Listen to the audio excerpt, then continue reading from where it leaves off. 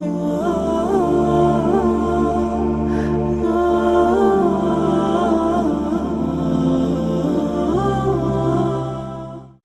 کا روٹ ہے دال عین واو، اور اس سے مراد ہے کہ انسان اپنی آواز کے ساتھ اور کلام کے ساتھ رغبت کے ساتھ اللہ عز و جل سے طلب کرے۔ سورہ الاحزاب میں اسی روٹ سے نبی صلی اللہ علیہ وسلم کے لیے جو الفاظ استعمال ہوئے وَدَاعِيًا إِلَى اللَّهِ بِإِذْنِهِ وَسِرَاجًا مُنِيرًا، اور اللہ کی طرف اس کی اجازت سے دعوت دینے والا روشن چراغ بنا کر بھیجا۔ امام راغب کہتے ہیں کہ کہا یہ جاتا ہے کہ میں نے اللہ کو پکارا، جب میں نے اس سے سوال کیا اس نے اسے پورا کیا، اسی لیے رب العزت نے فرمایا کہ مجھ سے مانگو میں تمہاری دعائیں قبول کروں گا۔ اور یہ کہ سورہ البقرہ کی آیت نمبر 68 میں ہے ادعو لنا ربک، اپنے رب سے ہمارے لیے درخواست کرو یا دعا کرو۔ اصطلاحی طور پر اگر ہم دیکھیں تو اس کے معنی ہیں، طبی کہتے ہیں کہ اپنی غرض کا انتہائی ذلت کے ساتھ، عاجزی کے ساتھ اللہ کے سامنے اظہار کرنا۔ یہ فتح الباری کی روایت ہے، والیوم 11 ہے، پیج 95۔ مناوی کہتے ہیں کہ انسان جتنا زیادہ اللہ کے سامنے اپنے فقر کا، اپنی احتیاج کا اظہار کرتا ہے، وہ حاجتوں کو پورا کرنے والا ہے۔ جتنی لجاجت سے مانگو گے اتنی جلدی دعائیں قبول ہوں گی۔ التوقیف کی روایت ہے۔ دعا کے بارے میں علماء اور مفسرین کے بہت سارے اقوال ہیں۔ مثال کے طور پر حضرت عمر ابن خطاب کہتے ہیں دعا زمین اور آسمان کے درمیان موقوف رہتی ہے، یعنی رکی رہتی ہے جب تک کہ نبی صلی اللہ علیہ وسلم پر آپ درود نہیں بھیج لیتے۔ ترمذی کی روایت ہے 486 نمبر پر۔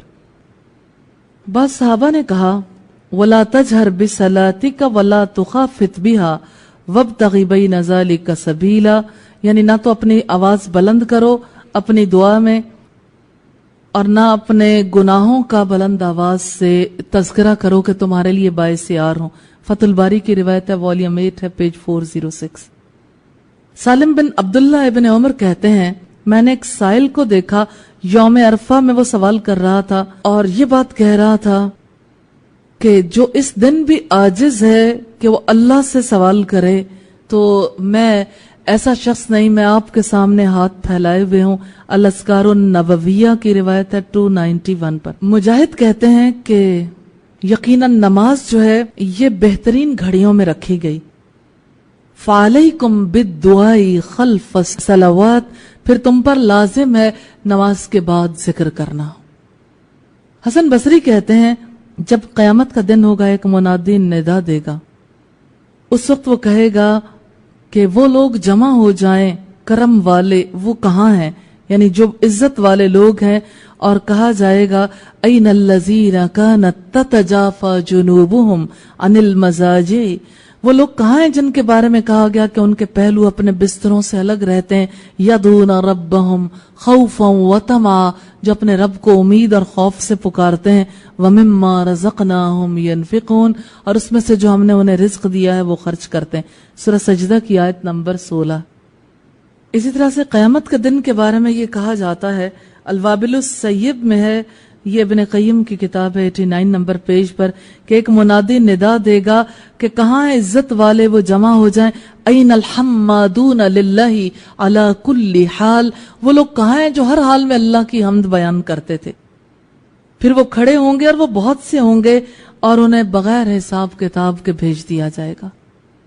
امام مالک کہتے ہیں کہ آدمی کے لیے یہ ناپسندیدہ ہے کہ وہ اپنی دعا میں کہے یا سیدی یا سیدی یا حنان یا حنان، لیکن اس کو اسی طرح دعا کرنی چاہیے جیسے انبیاء نے دعا کی، ربنا ربنا۔ یہ مجموع الفتاوی ہے، شیخ الاسلام ابن تیمیہ نے دیا، والیوم 10 ہے، پیج 285۔ سفیان ثوری کہتے ہیں کہ مجھے یہ بات بنی اسرائیل کے حوالے سے پہنچی جب ان پر 7 سالہ قحط آیا، حتیٰ کہ وہ مردار بھی کھا گئے، اور یہ لوگ ایسے تھے جنہوں نے اللہ عز و جل کے سامنے تضرع سے آہوزاری کی، پھر اللہ نے وحی نازل کی اپنے انبیاء پر کہ وہ اگر اپنے قدموں سے چل کر آتے اور اپنے ہاتھ کو آسمان کی طرف اٹھا دیتے اور ان کی زبانیں دعا کرتی تو میں ان کی دعائیں قبول کر لیتا. تو صرف تمہاری آہوزاری سے تمہاری دعائیں قبول نہیں ہوں گی، دعا کے لیے ہاتھ اٹھانا بھی ضروری. ابو سلیمان الدرانی کہتے ہیں کہ جو ارادہ کرتا ہے کہ اللہ سے کسی حاجت کے بارے میں سوال کرے تو اسے اپنے ہاتھ نماز کے بعد اٹھانے چاہیے، پھر اپنی حاجت اللہ کے سامنے رکھنی چاہیے، کیونکہ اللہ عز و جل قبول کرتا ہے نمازوں کو اور اللہ اس وقت کی دعاؤں کو قبول کرتا ہے. یہ احیاء کی روایت ہے، والیوم 1 پیج 307 پر. سفیان بن عیینہ کہتے ہیں کہ کسی شخص کو اپنے گناہوں کی وجہ سے دعا کرنے سے نہیں رکنا چاہیے. عام طور پر شیطان انسان کے اندر یہی وسوسہ ڈالتا ہے کہ گناہ گار ہو تم کس منہ سے رب کے پاس جاؤ گے، کیسے مانگو گے. اور لوگ جب دعائیں کرواتے ہیں تو کہتے بھی یہی ہے کہ ہم تو گناہ گار ہیں، ہماری دعا بھلا کیسے قبول ہوگی. سفیان بن عیینہ کہتے ہیں ایسا نہ کرو، اس لیے کہ اللہ تعالیٰ نے تو سب سے بدترین مخلوق ابلیس کی بھی دعا قبول کر لی تھی جب اس نے کہا تھا رب انظرنی الی یوم یبعثون، کیا میرے رب مجھے اس دن تک مہلت دے دے جس دن آپ نے سب کو اٹھانا ہے. فتح الباری کی روایت ہے، والیوم 11 ہے، پیج 144 اور 145. الاذکار النوویہ کے پیج نمبر 612 پر ہے. یحییٰ الغسانی کہتے ہیں کہ عہد داؤد لوگ قحط میں مبتلا ہوئے تو ان کے 3 گروہ ہو گئے، پھر وہ نکلے حتیٰ کہ ان کے رب نے ان پر بہت بارش برسائی. ایک نے کہا اللہم انک انزلت فی توراتک، کہ اللہ تو نے اپنی تورات میں نازل کیا کہ تو معاف کر دے گا ہمارے ظلم کو، یقیناً ہم نے ظلم کیا اپنی جانوں پر، فاعفو عنا، پھر ہمیں معاف کر دیجیے. دوسرے گروہ نے کہا اللہم انک انزلت فی توراتک ان تؤتق ارقانا، کہ اللہ تو نے اپنی تورات میں وعدہ کیا تھا کہ تو آزاد کر دے گا.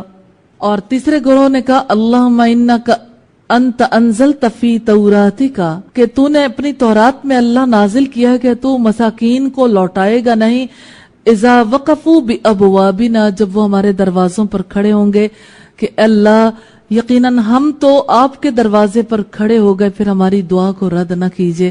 اور اس بات پر اللہ نے بارشیں برسا دی اور وہ خوب پلائے گئے. فتح الباری میں ہے کہ دعا کرنے والے کو مجاہدہ کرنا چاہیے اور اسے یہ کبھی نہیں کہنا چاہیے ان شئت، اگر آپ چاہیں تو مجھے عطا کر دیں، بلکہ دعا مانگنی چاہیے فقیر کی طرح، جس طرح فقیر مانگتا ہے نا اسی طرح سے طلب کرنا چاہیے.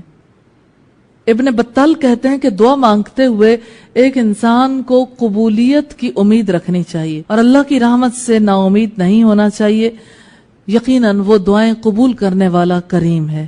والیوم 11 ہے، پیج 144. سورہ غافر کی آیت نمبر 60 میں رب العزت نے فرمایا ادعونی استجب لکم، مجھے پکارو، میرے سے دعا کرو، میں تمہاری دعائیں قبول کروں گا. تو ایک انسان کو جان لینا چاہیے کہ اللہ کے پاس ہر چیز موجود ہے، وقت مقررہ پر آتی ہے، لیکن دعا مانگنے والا محروم نہیں رہتا. حضرت ابو ہریرہ سے روایت ہے، رسول اللہ نے فرمایا اللہ کے نزدیک دعا سے زیادہ عظمت والا کوئی عمل نہیں ہے. حضرت نعمان بن بشیر رسول اللہ سے روایت کرتے ہیں، آپ نے فرمایا دعا ہی تو عبادت ہے، تمہارا رب فرماتا ہے مجھے پکارو، میں تمہاری پکار کا جواب دوں گا. ابو داؤد کی روایت ہے 1479 نمبر پر.